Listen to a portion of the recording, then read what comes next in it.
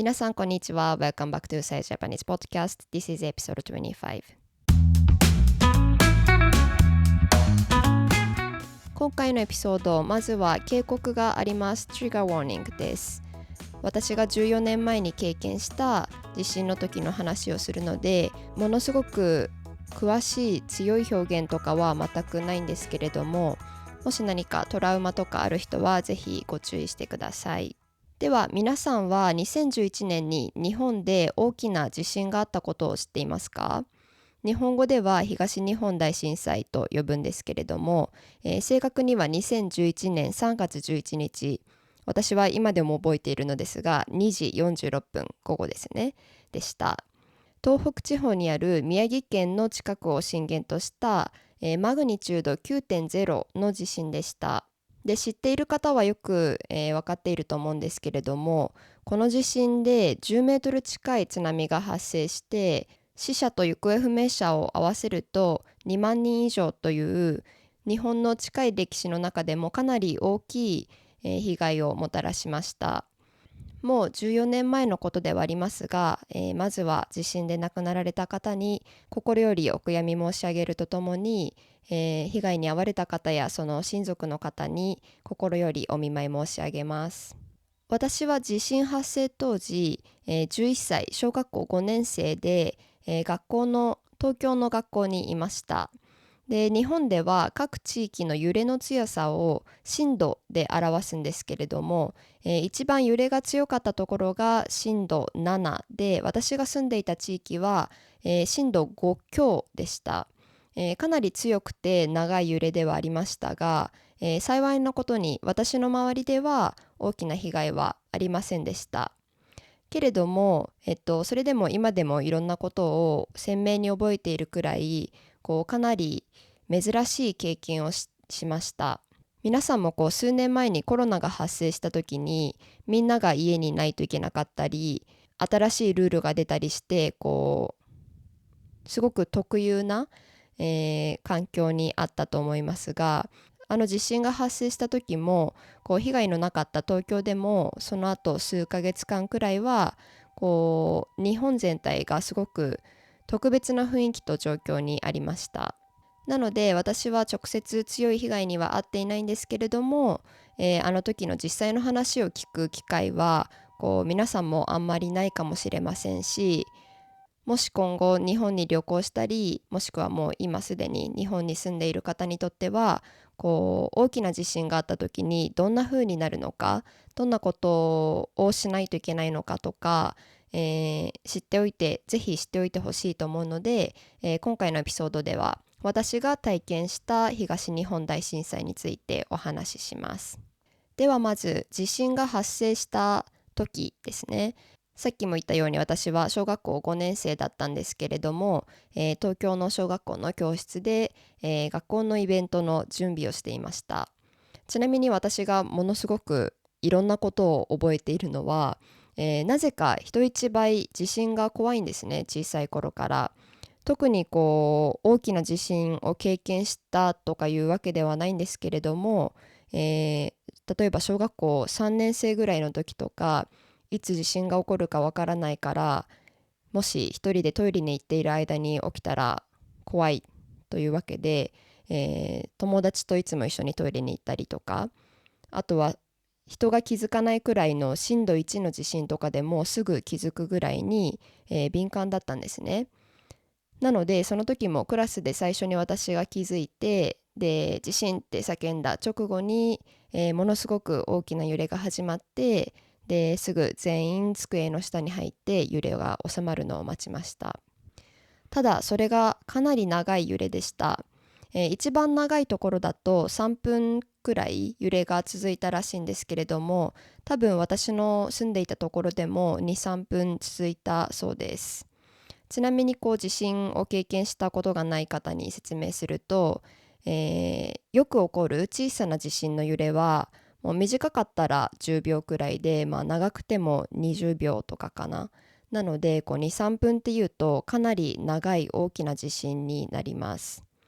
あと地震には縦揺れと横揺れというものがあって、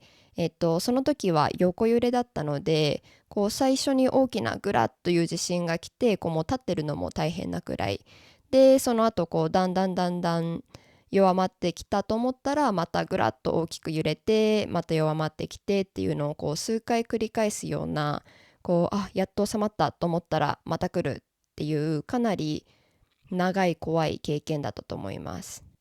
で、完全に揺れが収まったら、みんな防災頭巾っていう、日本の小学生なら一人一つは持っている頭にかぶる防火効果のあるクッションみたいなのを頭につけて校庭に避難しました。日本の小学校では地震の訓練を年に数回やるので、この揺れが起きたら机の下に入って、収まったら防災頭巾をかぶって校庭に避難してっていうのは何度も練習しているので、その実際に大きな地震が起きた時も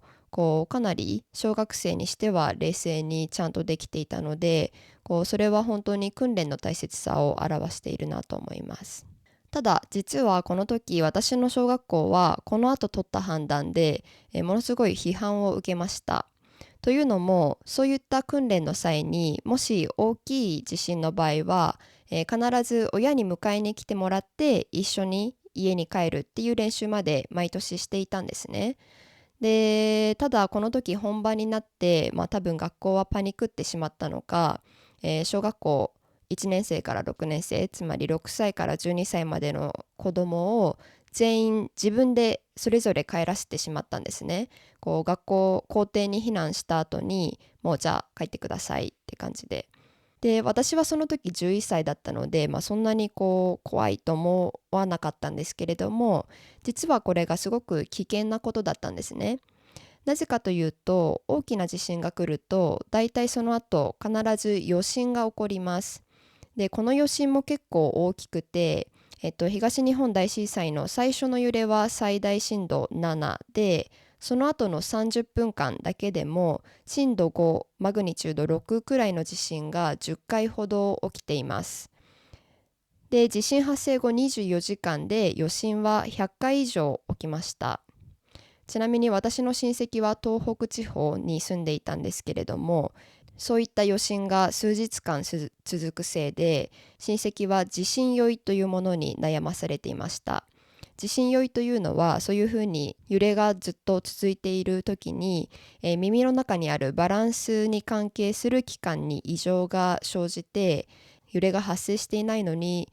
常に揺れている感じがするとか、あとはめまいや吐き気が起こることです。で、話を元に戻しますが、なので学校の校庭に避難して、で家に帰るっていうその間にも地震は私の住んでいたところでも何度も起きていたんですね、余震が。なので実際に私が家に帰るために歩いている時でも、余震があった時、道路の高い、ミラーとか標識とかがもう結構ぐらぐら揺れているっていうくらい強い余震があったんですね。11歳だったし、地震に関する教育もたくさん受けていたので、ちゃんと判断して建物から離れたところに行くとか、そういうふうにぐらぐら揺れている標識からは、離れるとかね、ちゃんと分かっていましたが、もし6歳とかで一人で帰っていた子がいたら、かなり怖いし危険な経験だったかなと思います。で、私はこうして家に帰って、で、家族全員の安全も確認できたし、家も特に、倒れているものとかもなくて、それは本当にありがたいんですけれども、実はこの後に起こったことが、私にとっては今でもトラウマになっています。というのも、地震が起こった直後、津波が発生していたんですけれども、日本全体がパニックになっていたのか、判断とかがちゃんとできていなくて、どのテレビ局も何を見せていいか、何を見せるべきでないかみたいなコントロールが全くなかったんですね。で、なので津波が発生している地域の上空を飛んでいたヘリコプターからの映像とかがライブで見せられていたんですけれども、まさに津波が到達していて、でまだ人が入っているからこそ動いているであろう車とかがこうわーって走っていて、そこに波がどんどん到着して、もうついに流されてしまうみたいな状況がテレビで普通に流れていたんですね。私はそこまで詳しくは覚えてないんですけれども、記録によるとこう人っぽいものが波に飲み込まれている映像とかも、流れていたことがあったそうです。なのでこう私が覚えているのは、とにかく実況のアナウンサーとかが本当にこう津波が到達しました、今津波が到達しますみたいな感じでこう慌てて実況していて、で本当にその言葉通りどんどん街が飲み込まれていくのを、小学校5年生11歳で私は見ていて、もう本当に今でもそれが頭に残っています。で、日本中の大パニックの中で、こう多分多くの人がテレビから情報を手に入れて、こうどうにか不安な気持ちを解消しようとしていたと思うので、こういった過激な映像に対しては子供がトラウマになるとか、被害者に対する配慮が欠けているという批判が多く集まって、地震発生直後のパニックが収まってからはこうもちろんモザイクをかけたりとか、あまりにも鮮明な映像は使わないとか、あとはそのトリガーウォーニング、警告とかが出るようになりました。では、地震発生当日の話だけでもかなりたくさん話してしまいましたが、その後の数ヶ月間の話も少しだけしますね。まずは、テレビに関係して言うと、もちろんどのテレビ局もその通常の、楽しい番組とかを中止して、全て地震に関する内容に変更しました。で、当時もっと話題になったことはテレビのコマーシャルでした。ほとんど全てのテレビ局が通常のコマーシャルを中止したので、代わりにノンプロフィットの、広告機関 AC ジャパンという広告機関が、コマーシャルを作っていたんですね。で、内容はこう挨拶は魔法の言葉とか、思いやりの心とかいう、こう道徳的な内容を、宣伝というか見せる広告でした。で、さっき言ったように当時たくさんの日本人がテレビを見てた上に、もうすべて広告がこの AC ジャパンだったんですね。で、AC ジャパンの広告の最後に必ず流れる AC っていうこうサウンドロゴみたいなのがあったんですけれども、こう日本人当時これを何回も何回も一日に聞くことになってしまって、最終的には市民がこう苦情を入れて、もうこの音聞き飽きましたとかいうのを言って、で結局その AC っていうサウンドロゴは無音になったとかいう、一連の騒ぎは今でも多くの日本人が覚えていると思います。で、もう一つ特徴的だったことが、停電とか節電です。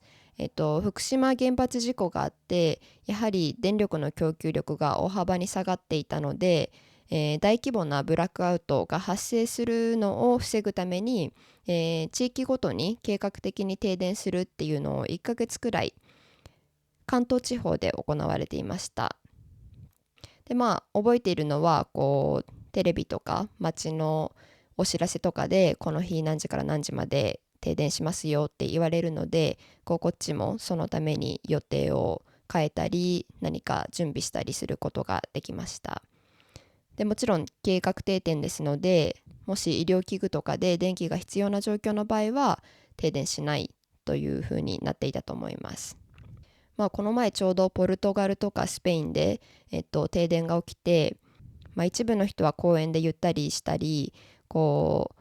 デジタルデトックスとかを楽しんでいたようですが、他の人はエレベーターに閉じ込められてしまってものすごい、被害があった場合もあったようです。